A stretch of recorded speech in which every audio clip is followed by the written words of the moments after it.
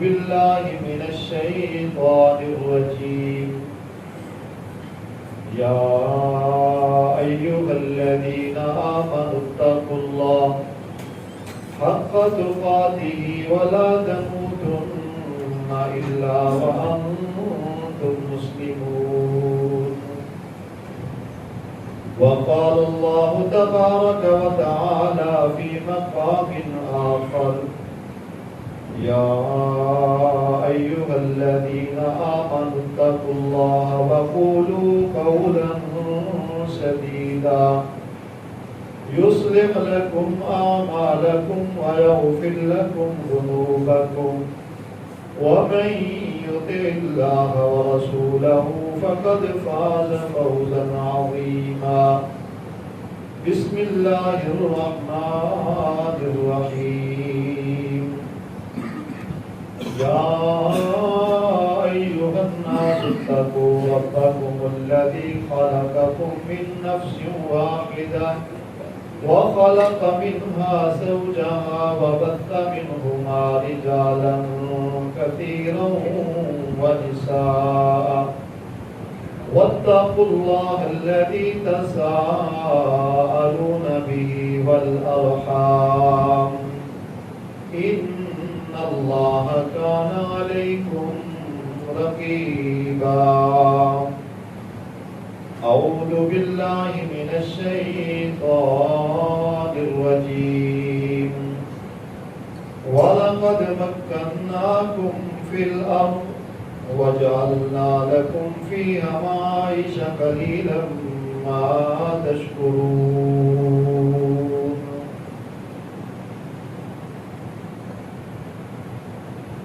اللہ تبارک و تعالیٰ کا فرمان ہے وَلَقَدْ مَكَّنَّاكُمْ فِي الْأَرْضِ، البتہ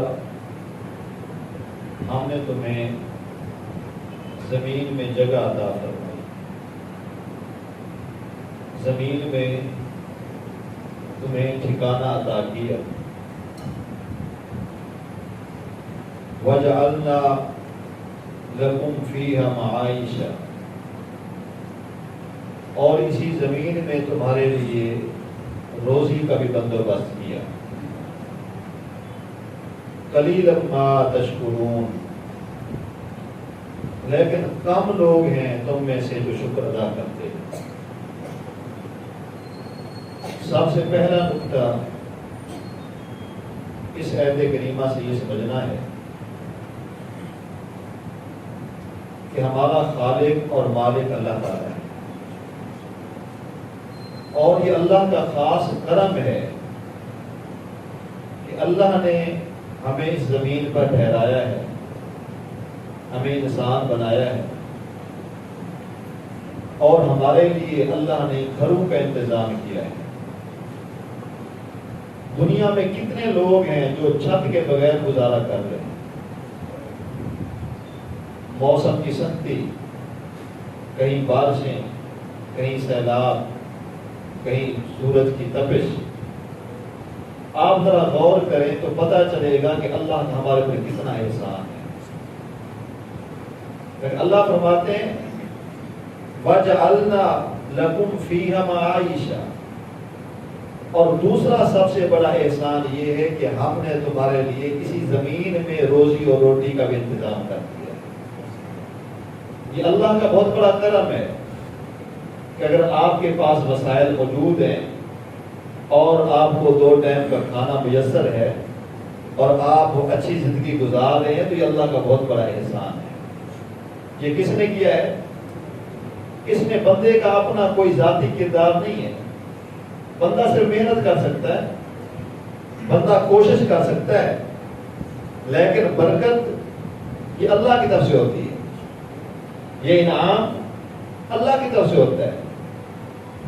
ہم سے ایک عالم کی تنخواہ پوری نہیں ہوتی. پورے مسجد والے اکٹھے ہو گئے، صرف ایک بندے کی تنخواہ نہیں دے سکتے مہینے بعد. بجلی کا بل پورا نہیں ہوتا، اور وہ ذات ہے ساری کائنات کو کھلا رہی ہے. کبھی اس نے یہ نہیں کہا کہ میرا احسان ہے تمہارے اوپر. یہ اللہ کی ذات ہے، اللہ نے بنائے. روزی اور روٹی کا انتظام کس نے کیا ہے؟ اللہ فرماتا ہے میں نے کیا ہے.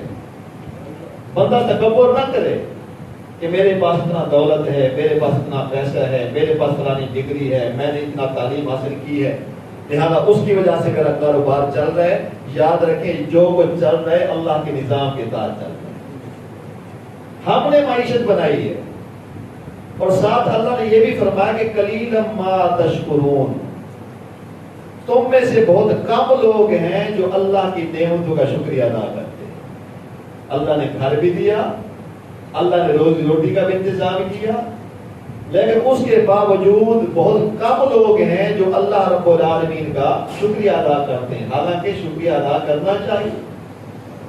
اور لوگوں سے پوچھیں جو لوگ وینٹیلیٹر پر پڑے ہوئے، ان لوگوں سے پوچھیں جنہوں نے اپنے اعضاء کی پیوند کاری کرائی ہوئی ہے، کسی وقت بھی بلاوا آ سکتا ہے.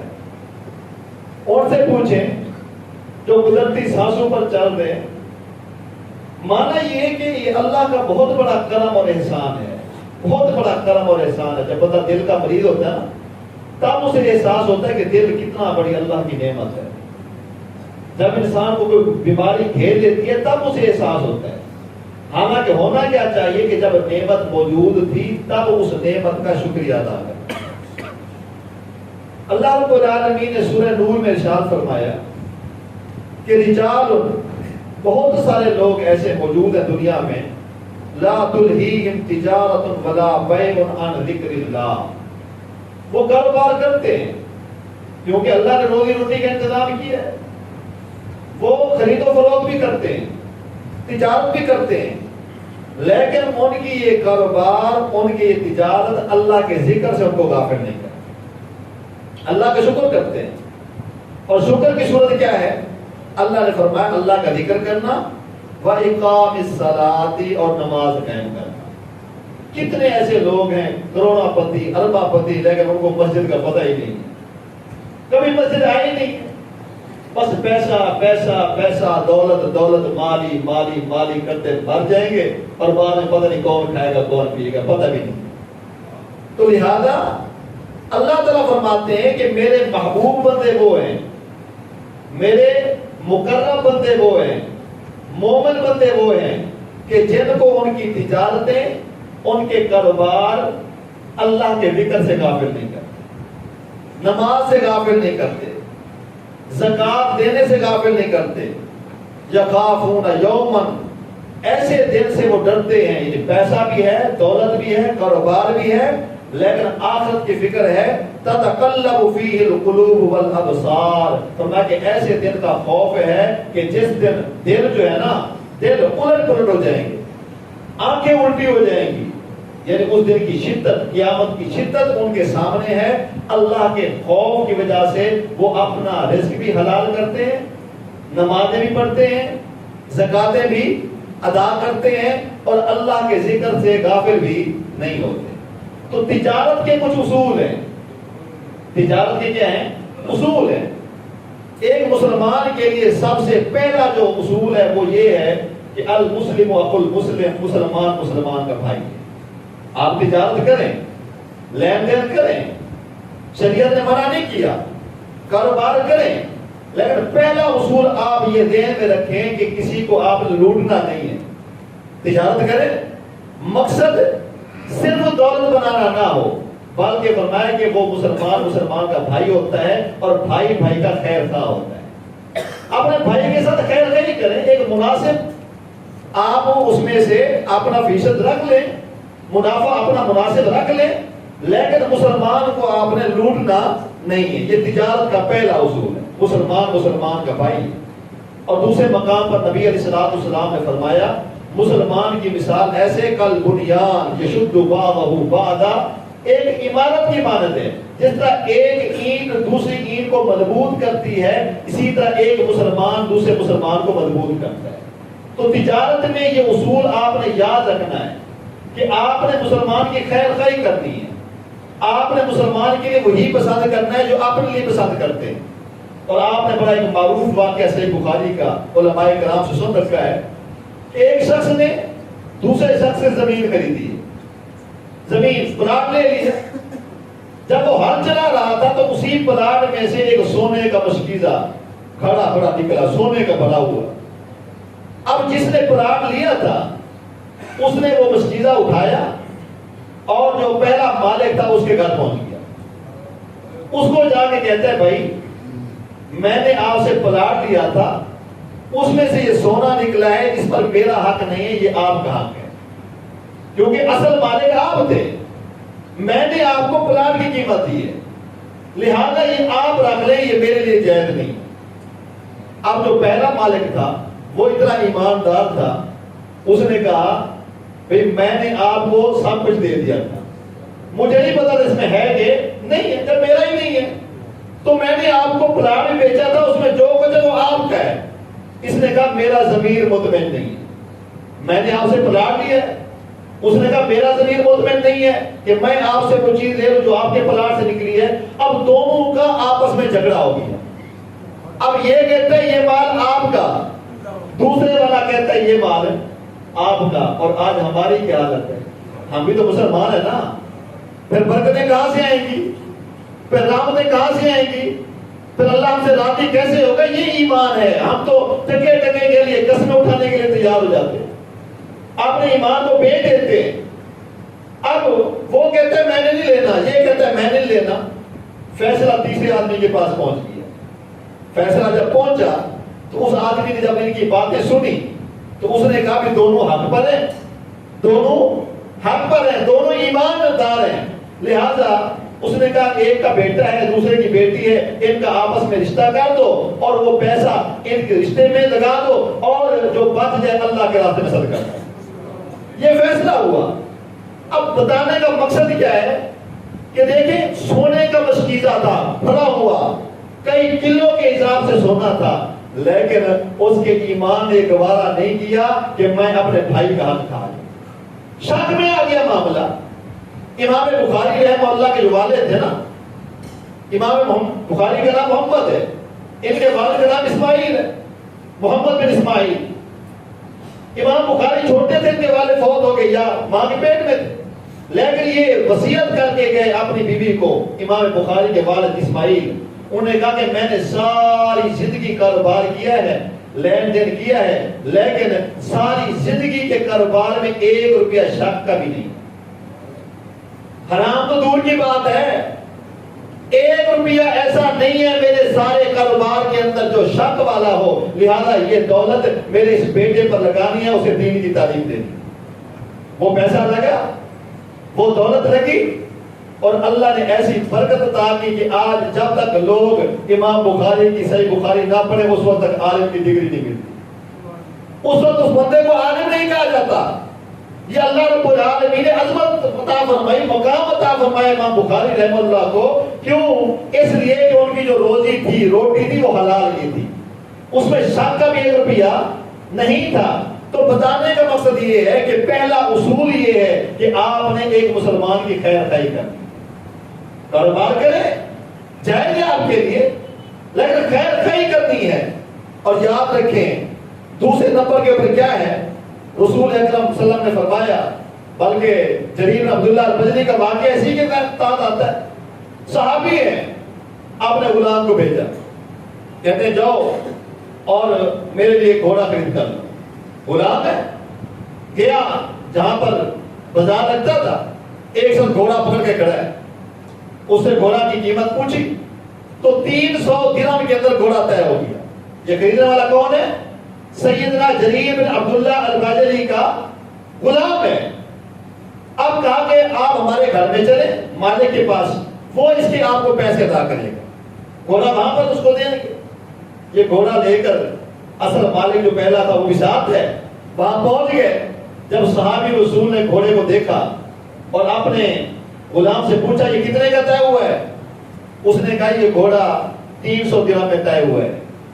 تو جریر بن عبداللہ البجلی رضی اللہ عنہ کہنے لگے نہیں، یہ 300 کا نہیں، یہ گھوڑا 300 کا نہیں۔ اب آپ سمجھ رہے ہو کہ وہ کہیں کہ 200 کا ہے، 150 کا ہے، 250 کا ہے، نہیں، انہوں نے کہا یہ گھوڑا 400 کا ہے، یہ 300 میں نہیں ہو سکتا، یہ گھوڑا بڑا نسلی ہے، یہ اعلیٰ نسل کا ہے۔ پھر بیٹھے اوپر سواری کی، دیکھا، کہا یہ گھوڑا 400 کا بھی نہیں ہے، قیمت بڑھاتے گئے یہاں تک کہ 800 درہم میں اس صحابی نے گھوڑا خریدا جو 300 میں طے ہو چکا.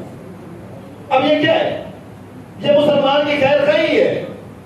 پھر اس غلام نے پوچھا کہ میں نے اتنا دیر بحث کی, میں نے گھوڑا طے کیا, قیمت طے ہو گئی, مالک راضی تھا, آپ نے اس کی قیمت کو دگنے سے بھی زیادہ کر دیا, اس کی کیا وجہ ہے؟ فرمایا اس کی وجہ یہ ہے کہ میں نے رسول اکرم صلی اللہ علیہ وسلم کے ہاتھ پر بیعت کی تھی, اور بیعت کے اندر یہ بھی تھا وَالنُّصْحُ لِكُلِّ مُسْلِمٍ, ہر مسلمان کی خیر خواہی کرنی ہے. لہذا مالک کو اپنی چیز کی اصل قیمت کا علم نہیں تھا, جو مجھے معلوم ہے, میرا دل گوارا نہیں کرتا تھا کہ اس قیمت پر پیسے دے. ہماری صورت کیا ہے آپ کے سامنے, بتانے کی ضرورت نہیں ہے. پھر اللہ برکتیں پیدا کرتا ہے. یہ اصول ہے, اخوت ہونی چاہیے, ایک مسلمان کی خیر خواہی ہونی چاہیے. رسول اکرم صلی اللہ علیہ وسلم کا فرمان ہے رحم اللہ رجلا, ایک بندہ اگر کاروبار کرتا ہے, تاجر ہے, تو اللہ تعالیٰ ایسے تاجر پر رحم کرتا ہے. ایسے تاجر پر کیا کرتا ہے؟ اللہ رحم کرتا ہے, مہربان ہوتا ہے. ایسا تاجر, نبی علیہ السلام فرماتے ہیں, جو بندہ اپنی تجارت کے اندر سمحن, بڑا نرم ہے, بڑا نرم گوشہ رکھتا ہے. اذا باع واذا اشترى واذا اقتضى, اگر خرید رہا ہے تب بھی نرم ہے, بیچ رہا ہے تب بھی نرم ہے, اور اگر کسی سے پیسے لینے ہیں اور تقاضا کر رہے ہیں تب بھی گالیاں نہیں نکالتا, تب بھی نرمی کا مظاہرہ ہے.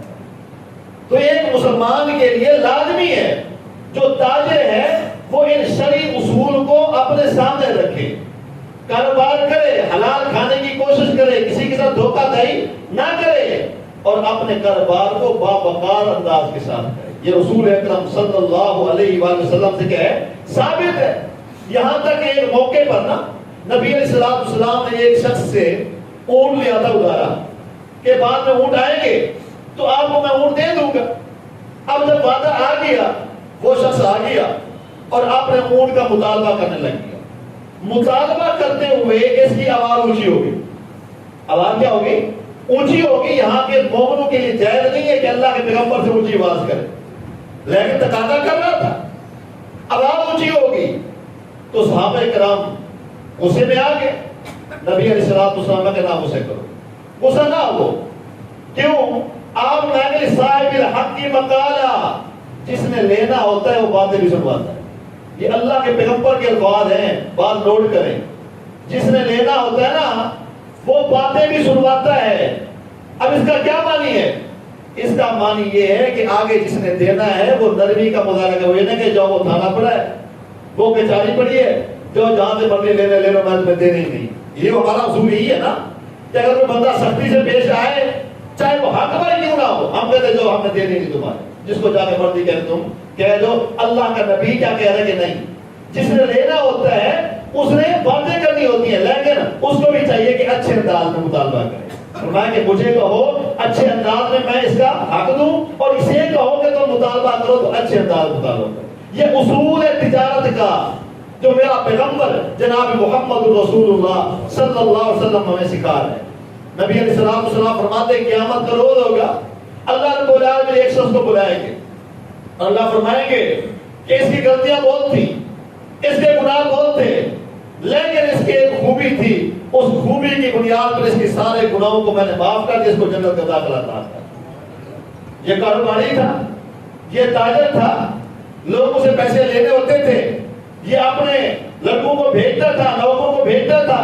اب آگے کوئی بندہ کہتا ہے یار ہمیں مہلت دے دو, اب وہ سختی نہیں کرتا تھا بلکہ اسے مہلت دے دیتا تھا. اندر موسرا, اگر تنگ دست ہے اسے چند دن کی اور مہلت دے دی, مہینے سال کی اور مہلت دے دی. اور اگر تو بندہ ایسا تھا کہ وہ مجبور ہو چکا ہے, قرضہ تو اس نے دینا ہے لیکن اب وہ دے نہیں پا رہا, بڑے مشکل حالات اس کے چل رہے ہیں, تو وہ کہتا ہے چلو اللہ کی رضا کے لیے میں نے تمہیں معاف کیا. فرمایا کہ ایسے بندے کو قیامت والے دن اللہ معاف کر دے گا کہ تم میرے بندوں کو معاف کرتا تھا, آج میں تمہیں معاف کرتا. تو تجارت کریں, ان اصولوں کے ساتھ تجارت کریں تو دیکھیں کیسے آپ کا ذہن بھی انشاءاللہ پرسکون ہوگا, آپ کی زندگی بھی پرسکون ہو جائے گی. یہ نبی علیہ السلام نے ہمیں اصول سکھلائے ہیں تجارت کے. آئیے رسول اکرم صلی اللہ علیہ وآلہ وسلم نے ہمیں یہ بھی سکھایا ہے, آپ بازار میں جائیں تو بازار میں جاتے ہوئے یہ مقام ایسا ہے بازار کا. دیکھیں نبی علیہ السلام کا فرمان ہے احب البلاد الی اللہ مساجدها وابغض البلاد الی اللہ اسواقها. سب سے بہترین مقام اگر اس دنیا پر ہے تو یہ اللہ کے گھر ہے, یہ مسجد ہے, یہ اللہ کو سب سے زیادہ محبوب ہے. وابغض البلاد الی اللہ اسواقها, اور سب سے اگر ناپسندیدہ جگہ ہیں تو وہ بازار ہے. وجہ کیا ہے؟ وجہ یہ ہے کہ مسجد میں اللہ کا ذکر ہوتا ہے, مسجد میں نماز ہوتی ہے, مسجد میں قرآن کی تلاوت ہوتی ہے, مسجد میں سکون ہوتا ہے. جبکہ بازار کے اندر کیا ہے؟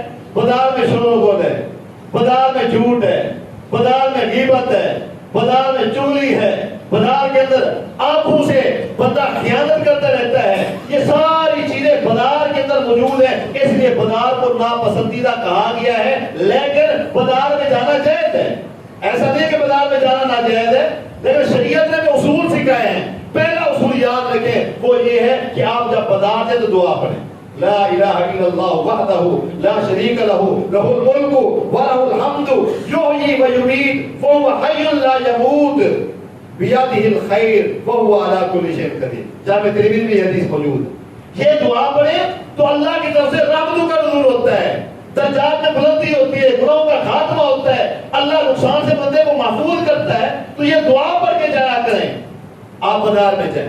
اس کے علاوہ بازار کے اندر جو سب سے مین چیز ہے وہ غض بصر ہے.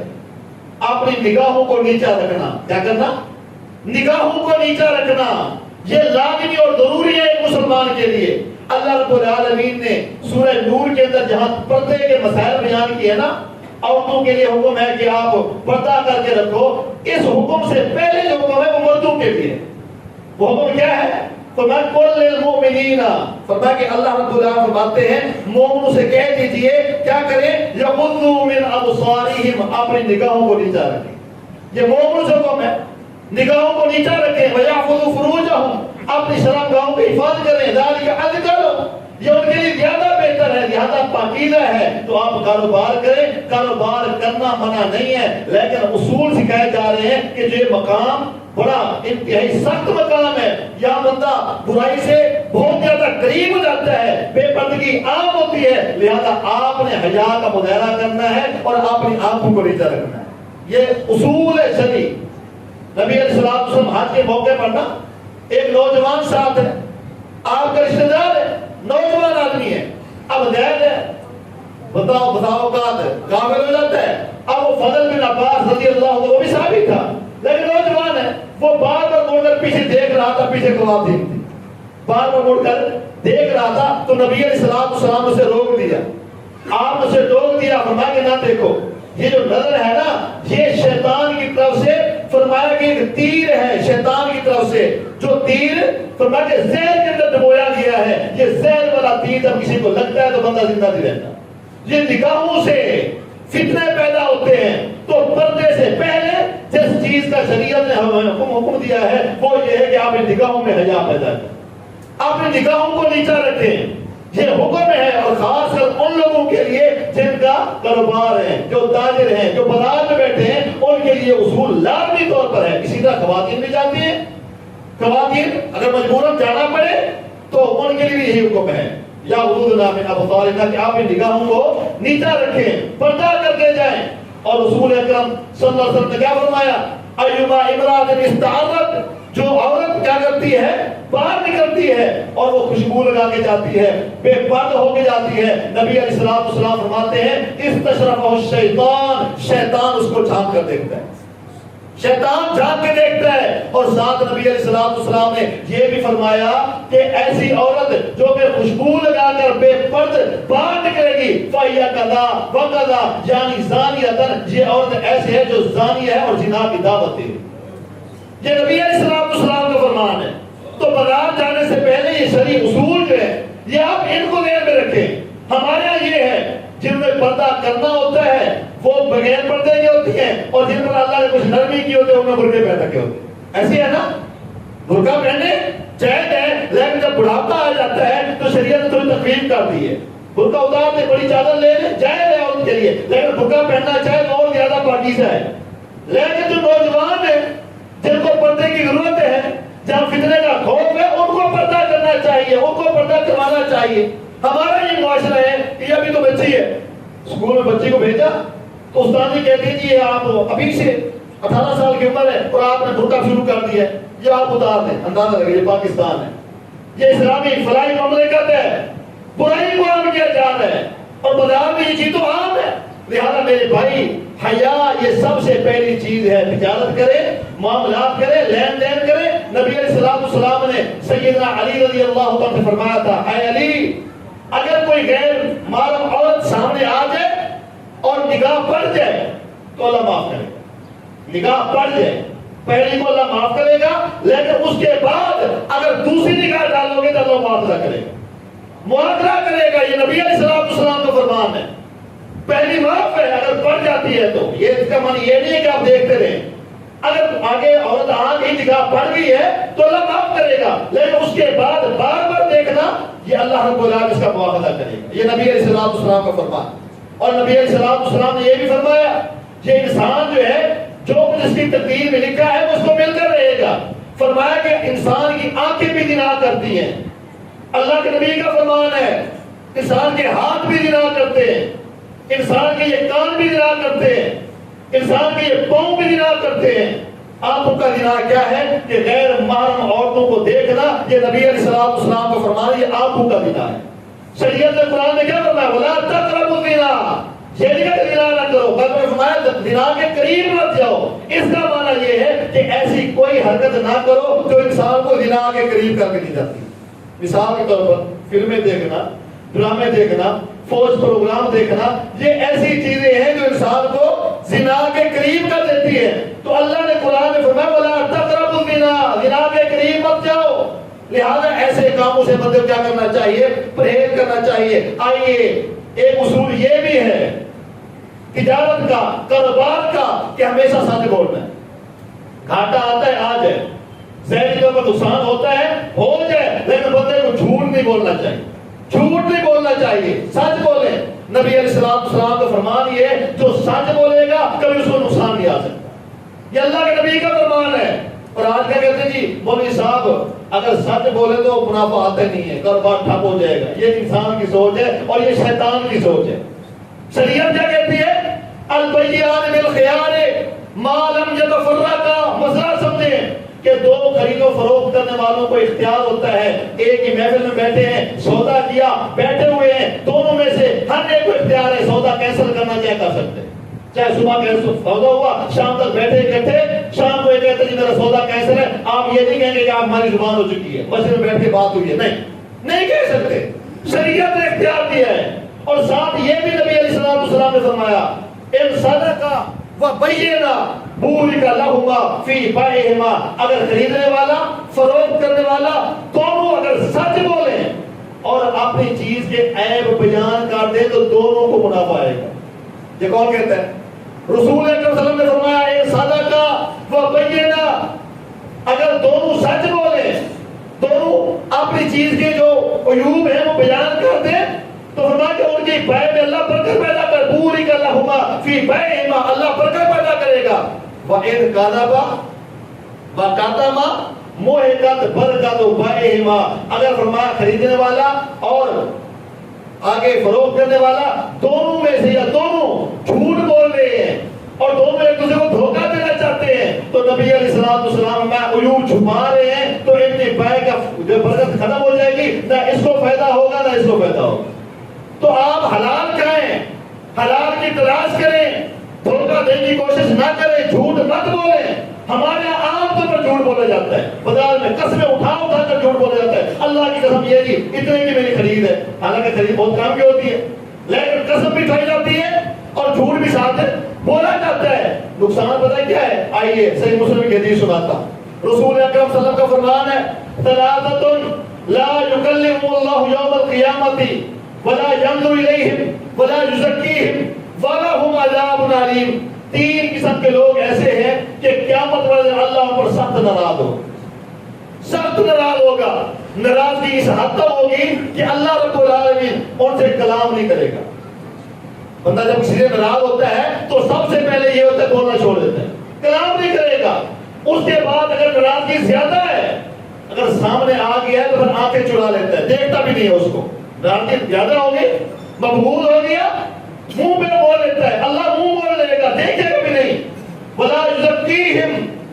تیسری صورت یہ ہوتی ہے کہ بندہ اگر کوئی بندہ غلطی کرتا بھی ہے پھر اس کو معاف کر دیتا ہے. اللہ فرماتا ہے وہ معاف بھی نہیں کروں گا، پاک بھی نہیں کروں گا. وَلَهُمْ عَذَابٌ عَلِيمٌ. ان کے لیے دردناک عذاب ہے. تو صحابہ نے کہا اللہ کے پیغمبر یہ تو بڑے گھاٹے میں ہیں، یہ کون لوگ ہیں؟ یہ تو رسوا ہو گئے، یہ تو گھاٹے میں چلے گئے، بتائیے یہ کون سے لوگ ہیں؟ نبی علیہ الصلوۃ والسلام کے تین قسم کے لوگ ہیں. تین قسم کے لوگ یاد رکھیں مسئلہ. نمبر ایک آپ نے فرمایا المنانو، ایک وہ بندہ جو کسی پر احسان کر کے پھر احسان جتلاتا ہے، نیکی کر کے پھر احسان جتلاتا ہے، اس کو ایذا پہنچاتا ہے، تکلیف پہنچاتا ہے، جتلاتا ہے کہ میں نے تیرے ساتھ یہ تعاون کیا، میں نے یہ تعاون کیا، میں نے یہ تعاون کیا. اور آج اس کے ایک صورت یہ بھی ہے، آپ کسی غریب کے ساتھ تعاون کرتے ہیں، اس کا فوٹو بنا کے فیس بک پہ ڈال دیں، شیئر کرتے ہیں. اب وہ نہیں چاہتا کہ میرا چہرہ ہے لوگ مجھے پہچانے، لیکن یہ اس کو ذلیل کر رہے ہیں، یہ اس کو رسوا کر رہے ہیں. یاد رکھیں یہ احسان جتلانے کی نظر آتا ہے اور بس آفت فائدہ بھی ہوتا ہے. شاید اگلا بندہ محسوس نہیں کرتا اور فائدہ ہے تو وہاں کیا بھی جا سکتا ہے، لیکن زیادہ عام طور پہ یہ ہے کہ اگر بندہ اگلا محسوس کر رہا ہے کہ میری توہین ہو رہی ہے، میری بےزتی ہو رہی ہے، تو وہاں پر ایسے فوٹو نہیں کھینچنے چاہیے اور شیئر نہیں کرنے چاہیے جس سے آگے کسی کی توہین ہو. یہ فرمایا کس کی طرح آتا ہے؟ المنان ہے، جو احسان کر رہا ہے کہ میں نے تیرے پر بڑا احسان کر دیا. جتنا چپکے سے صدقہ کریں گے اتنا اللہ اجر اضافہ کرے گا، اتنا اضافہ کرے گا. قیامت والے دن اللہ اپنے عرش کا سایہ نصیب کرے گا. اور دوسرا نبی علیہ الصلوۃ والسلام فرمایا المسبل ازارہ، جو مرد اپنی شلوار، اپنی چادر، اپنا کپڑا ٹخنے سے نیچے رکھے گا اور گھسیٹ کر چلے گا، ایسے بندے کو اللہ نہ نظر رحمت کرے گا، نہ کلام کرے گا، نہ معاف کرے گا. اس کے لیے دردناک عذاب. اور تیسرا نبی علیہ الصلوۃ والسلام فرماتے ہیں المنفق صلاتہ بالحلف الکاذب، جو میرے مضمون سے متعلق ہے وہ تیسرا پوائنٹ ہے. فرمایا کہ ایسا بندہ جو اپنا سودا بیچتا ہے جھوٹی قسم اٹھا، سودا بک جائے گا لیکن فائدہ نہیں ہوگا. سودا بیچنے والا جھوٹی قسم اٹھا کر سودا بیچنے والا، اللہ کے پیغمبر فرماتے ہیں اللہ اتنا ناراض ہوگا کہ ایک تو جھوٹ بولا، پھر جھوٹ بول کر اللہ کی ذات کو گواہ بنا رہا ہے. اللہ رب العالمین کی ذات جو مبرہ ہے، جو پاک ہے، ایک مسلمان یقین کر جاتا ہے کہ قسم اٹھا لی ہے، اللہ کا نام لیا، سچ بول رہا ہوگا. اب اللہ کا نام لے کر جھوٹ بولتا ہے اور اگلے کو دھوکہ دیتا ہے، تو اللہ اس بندے پر اتنا ناراض ہوگا کہ قیامت والے دن نہ اللہ دیکھے گا، نہ کلام کرے گا، نہ معاف کرے گا. ان کے لیے دردناک عذاب ہے. اللہ سے دعا ہے جو کہ سنا سنایا اللہ عمل کی توفیق عطا فرمائے. وآخر دعوانا الحمدللہ رب العالمین. انشاءاللہ یہ مضمون جاری رہے گا، زندہ موقع ملا تو انشاءاللہ.